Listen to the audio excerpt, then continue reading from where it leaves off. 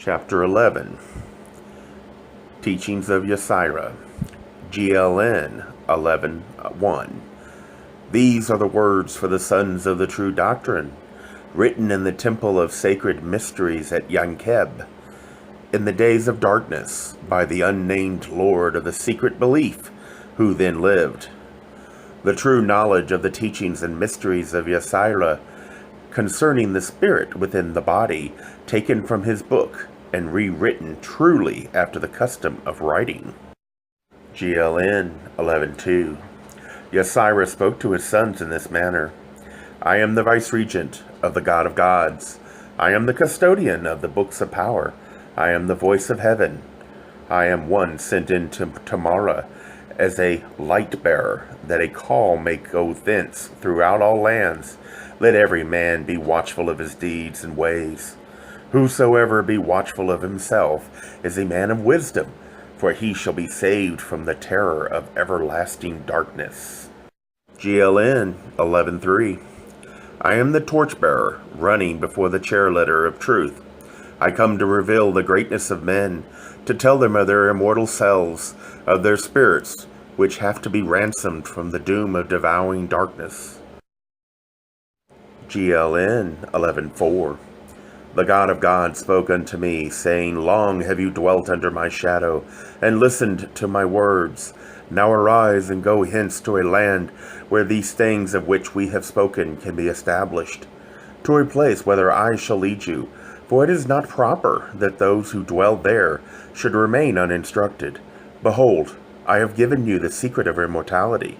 But know that though all men are born into a heritage of immortality, not all enjoy it.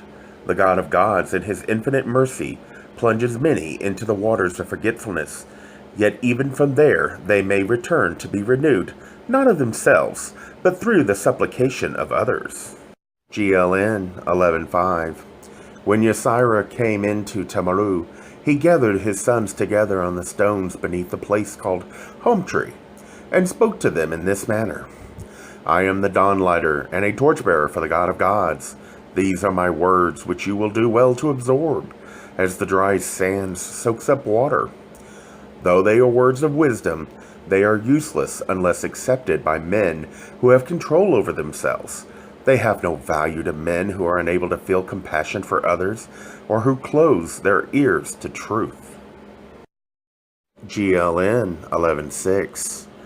You are the few chosen ones, my sons, light of my light. Who shall hand the light on down through the generations? To you I give the true conception of God. To you I give this standard, that it may be a rallying point for those who will accompany us. For we stand on the borders of a land which has found favor in the eyes of our God. GLN 11:7. With us are fighting men, but they are few, while those who stand ready to repel us are many. Therefore, we will not set out ourselves against them in battle array, but go among them with guile to gather many who will fight with us. You shall be the light of the fighting men, even as I am your light and the God of gods my light. GLN 11:8. The light that is with me was kindled at the supreme source, which is the God of gods. Therefore my light shines with such brilliance that it must be veiled in part, lest it blind you. It is even as the sun be seen through a veil of cloud. It may be gazed upon for as long as desired. Seen thus, it is a thing of beauty and mystery, not something which burns and consumes the eyes of the beholder. GLN 11:9. Therefore, even as I veil my light from you, so shall you veil your lights from the eyes of the uninstructed. Yet in all matters not pertaining to the light, you shall instruct them in the fullness of truth. In all matters concerning their bodies, you shall instruct them in truth. But in all matters concerning the Lord of the body, you shall instruct them with a light that is veiled. GLN 11:10. Behold the nature of man. Within him is a spark from the divine source, and this is the Lord of the body. This alone is everlasting. This alone of man is his true self. This spark is enwrapped within a heavy mantle of matter. It is enclosed in a covering of earthly clay. This spark alone is the seed of life. It alone has understanding and thought. Such things are not with the clay of the flesh, neither are they kin to the stones from which the bones come. The life within man radiates out from the enclosed spark, and through the blood endows the body with life and heat. Life gives forth heat, and the greater the life, the greater the heat.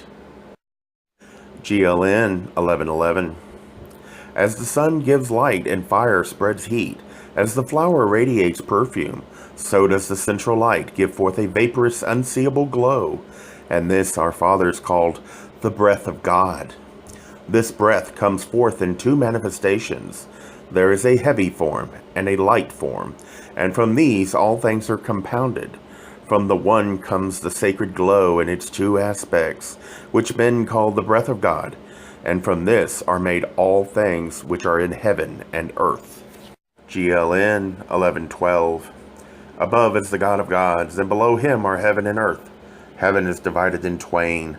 There is a place of light and a place of darkness. Within the place of light dwell the spirits of good, and within the place of darkness dwell the spirits of evil. Between them the boundary is not fixed, but flows back and forth according to their fluctuating strengths. But they who abide in the light shall always prevail, for light will ever dispel darkness. Therefore those who dwell in darkness withdraw from the brilliance of those who dwell in the light. This light and darkness are not such as men can understand, for it is not the light and darkness known on earth. GLN 1113. Before the gates of heaven is the land of the horizon, whence go all who depart from their earthly body. From here there are two great gates. One leads to the place of light, and the other to the place of darkness. And the Lord of the body is admitted into its appointed place, according to its likeness. He who is filled with the light cannot go to the place of darkness, for it would draw back before him. Neither can he who is a dark one go into the place of light, for there he would shrivel before the light, as the white worm coming forth from the damp darkness of its hole shrivels in the light of the sun. GLN 1114. Between heaven and earth there is a great gulf, across which the dwellers in heaven may not return. But earth is not wholly beyond their reach. Man receives from the place of light that which influences him for good, and from the place of darkness that which affects him for evil. These things may be written, but the secret things concerning them may not be recorded in such a manner that they come to the knowledge of the unenlightened men. GLN 1115. That which comes from heaven, whether influencing for good or evil, comes forth as shades in the likeness of men, which is rare, or much more often as lakim, which are like unto motes. It may also come as waves of air, but not air such as we breathe and feel. It is something altogether different in nature. Things come forth which are not stable, and these are the formless ones. All things are held in form by the breath of God, which changes formlessness, but the formless ones can alter form into instability. GLN 1116. There are three great spheres, and that containing the earth is held together by the great glow, outflowing from the God of gods. That part of the great glow, which is light and contains life, is called manah, while that which is heavy and contains the flesh of things of the earth is called manu. GLN 1117. The one who is the God of gods is so great that he cannot be defined in the speech of men, neither can they conceive him in their thoughts, for he is beyond their understanding. Mortal man has limitations, therefore let man conceive him as they will. It is of no importance, providing their conception serves both his purpose and the glorification of man. GLN 1118. Man is not yet great, and until he becomes so, it is well that he worship the many God forms conceived within his thoughts, providing they be such as tend to raise him above himself. Nor do ritual and worship do harm of themselves, unless they too thickly overlay the truth, so it is buried from sight. Ritual and outward forms of worship can be aids to purification of thought and provide a kind of sustenance for the Lord of the body. What are the lesser gods beloved by unawakened men, but thought-conceived friends and guides? Yet this is a dangerous path. Men tread balanced between light and darkness. Therefore, when man wanders towards the abyss of darkness, reveal a little more light, that he may see and so return to the path. Beware, too, lest he follow gods that are false guides, and would lure him into the quicksand of carnality, or into the wilderness of ignorance. GLN 1119. Before crossing into Tamara, Yosira chose captains to be over the fighting men, and they sent forth men to spy out the land.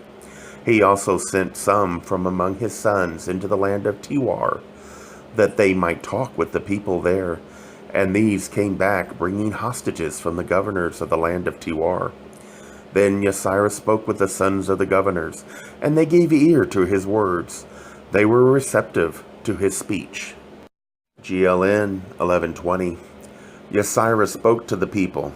These are the words of the God of the gods. Henceforth, no child shall be sold into bondage by its father, or by any man who has ward over it. Such may not yet be the custom of all the people in this land. But if they become mighty, this they may do, for such is the nature of men. GLN 1121. If a man have a woman in bondage, he shall not cause her to become a harlot unto men, for this is a great wickedness, and he shall not go unpunished. If she become with child unto her master, then neither she nor the child shall be given in bondage to another. But if she be given to a freeman, who takes her in marriage, then it will be well. The greatest weakness in the eyes of the God of gods is all incest of the first degree, which is that between mother and son, or father and daughter, or between the mother's mother and the son of the mother, or between the mother's father and the daughter of the mother, or between the father's father and the father's daughter, or between the father's mother and the father's son. This is a wickedness unto the gods of gods, for it calls forth the strongest of the formless ones, causing it to enter into an earthly body to become an abomination before the eyes of God and man. Therefore they who commit such an act shall perish by fire. If it be committed with a child, then the child shall not perish, but it shall be branded with the mark of incest. GLN 1123. Adultery is a foul and evil thing which you shall abhor, for it permits the lakim to pollute the fountain of life. In a far-off land there lived a queen more beautiful than the dawnflower, who because she was powerful disregarded her heritage of womanhood. As powerful kings had many wives, she thought she could do likewise with men. The God of gods and creator of life created men and women, intending that each should play a different role. They are in no wise alike, for as men have their function, so do women have theirs. What is meant for one is not meant for the other, and because the Creator made them as they are, each should follow their own path, never seeking to journey along the others. Now, while the seed of one man was yet with her, this queen took the seed of another, and the seed of one man strove with that of the other, so that both perished, and became a corrupt pasture. Thus the way was cleared for Lakim to enter into the antechamber of life, and the sacred shrine of life was polluted, becoming the breeding place of foulness. So it was that, when other men came unto her, the flesh of their bodies was seized upon by the Lakim and corrupted. For foul Lakim had made their abode within the woman, so the wellspring of life became a fountain of polluting evil. Adultery is an abomination to the bestower of life. Therefore, let it not go unpunished. GLN 1124. None shall sleep in the bed of another, unless the spell of his presence be first removed. For he who goes into any place or takes up anything while it is under the spell of another's presence shall surely suffer. They who are of the same kin, living under the one roof, will not suffer unless sickness already be there. GLN 1125. None shall eat from the platter of another, or drink from his drinking vessel, until the spell of his presence has been removed. None among those who know the God of gods shall walk in anything poured out for a libation unto strange gods. Neither shall he touch any part of the libation. If it come upon him, he shall go forthwith to the master of mysteries and be cleansed. GLN 1126. Yosira said unto the people, These are the words of the God of gods. None among you shall wash himself in water used by another, and contained within anything made by the hand of man. None among those who know God shall touch a woman while the days of her heritage are upon her. No man shall go unto a woman with unwashed hands, and when men and women have lain together, both shall purify themselves before going about their tasks. GLN 1127. Among the Lakim, none is more subtle than the Nebla, which seeks sustenance among the food of men. Therefore, if you have bread within your dwelling, then it shall not be hung up. But if there be meat or fish, then it shall be suspended within the dwelling. If you have bran or meal which has been pounded, then it shall be kept in a capped container with narata flowers. Thus the Lakim will not come upon it. Neither crushed corn nor the crumbs of any repast shall be left within the sight of man, or within the boundaries of the dwelling, lest the Nebla seize upon them for sustenance. All things that have held life, but have not been used for food, shall be buried within the ground. All vessels which have held food, but hold it no longer, shall be made clean with sun and sand. GLN 1128. When the flesh of any beast or of fish or fowl becomes dark in your keeping, or has the smell of rottenness upon it, then it is a sign that the Nebla have come upon it. It shall be taken out and buried where no beast can come upon it. Thus the Nebla are left without sustenance and will be forced back into their dark abode. But if you permit them to sustain themselves, then they will come in their host, and being fattened and strengthened, will afflict you with many terrors during night watches. GLN 1129. If the pouring place or the spout of any pitcher or pot have a blackness upon it, then that pitcher or pot shall be broken, for it has been entered by the fury Lakim. If any who know God eat with strangers, they shall purify themselves at the rising of the sun on the following day.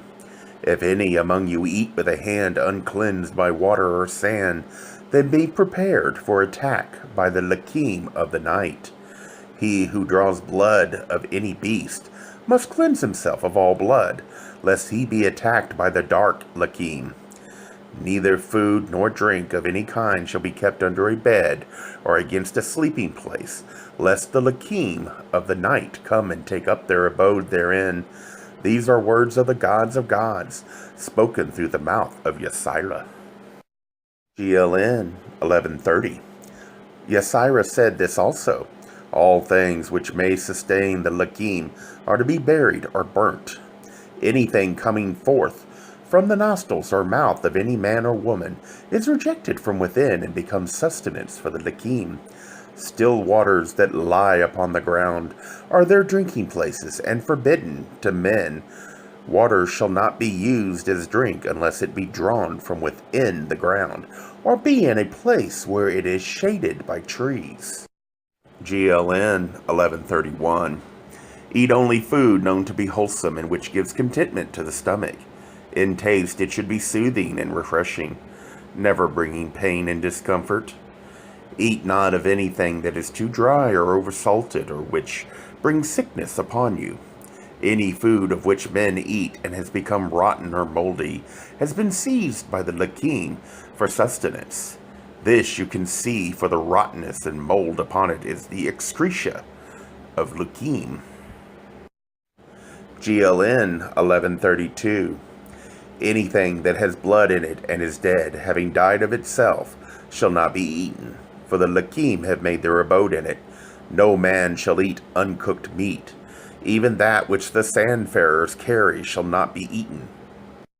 GLN 1133. The slaying of any man or any woman is forbidden, but it is not unlawful to slay in war and self-defense, or to uphold the purity of the household and home.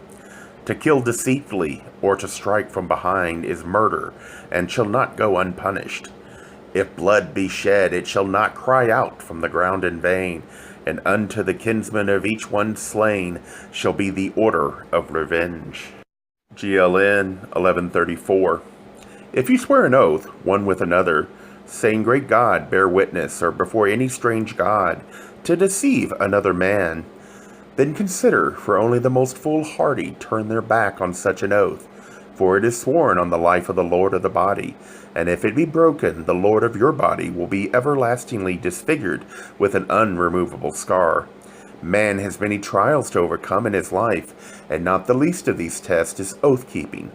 Though an oath may diminish and become nothing with the passing years, according to the memories of men, it is everlastingly impressed on the Lord of the body. Wiser far is he who never makes an oath. GLN 1135. If any man say, the whirlwind and the sandstorm, the floodwaters and the burning fire, these do I fear, because these I see. But the Lakim which I see not, neither do I fear. That man is a fool, for he knows not the deficiencies of his own eyes. The Lakim he will learn to know by their manifestations, for they will seize upon his body and torment it, sometimes even unto death. It is likewise with the God of gods. None may see him, but his manifestations is he made known unto men. GLN 1136. Yosira spoke to the captains of the fighting men, and to those who were with them, and said, When we come unto this land, all things that the people who dwell therein hold sacred, you will neither defile nor mock. Neither shall you stir up strife with any man, for we come to them as friends, not foes. Therefore, when Yosira and all those with him came into the land of Tiwar, and dwelt there, peace was in the land. GLN 1137. Then Yosira taught the people of Tiwar the weaving of cloth and the working of metals, and showed them how to make tools and weapons of metal cast in a mysterious manner. But the secret of the sharp-edged weapons he revealed only to his own. GLN 1138. The people of Tiwar built a habitation for Yosira, and a temple of brick bound with reeds. There were skins upon the walls and on the floor, and the doors were of wood. Then Yosira spoke to his sons in this manner. These are the things in which the people of this place shall be instructed. The dove is the most sacred of birds, and shall not be eaten. But if people say, Forbid it not to us for sacrifice to our gods, then it shall not be forbidden to them. GLN 1139. The milk of all beasts which do not have horns and part the hoof is not for the sustenance of man. But if the people say, Forbid it not, for it is our custom, then it shall not be forbidden to them. GLN 1140. The sacrifice of breast children at the burial of the dead shall be forbidden, for the blood of the young cannot provide life for the old. Each man being the fashioner of his own destiny, he that has life shall bear it with him, and none can possess the body and life of a breast child, except the God who gave it life. He who buries a living breast child with the dead shall himself die. GLN 1141. All things buried with the departed one, whether they be weapons or dishes, instruments or ornaments, shall have the form released from them before they are placed within the ground. GLN 1142. This shall be the law unto all those who work with metal, whether it be gold, silver, or copper. 1 day in 7 shall be a day of rest for the fires here, with the metals are wrought. On this day no fire will be lit, and no metal touched or moved from its place. On the even of this day all things of metal that have been made since the last day of rest shall be placed in a trough of sanctified oil, remaining there until their appointed time. Nothing shall go out from the workplace of a craftsman in metal until it is passed through the oil.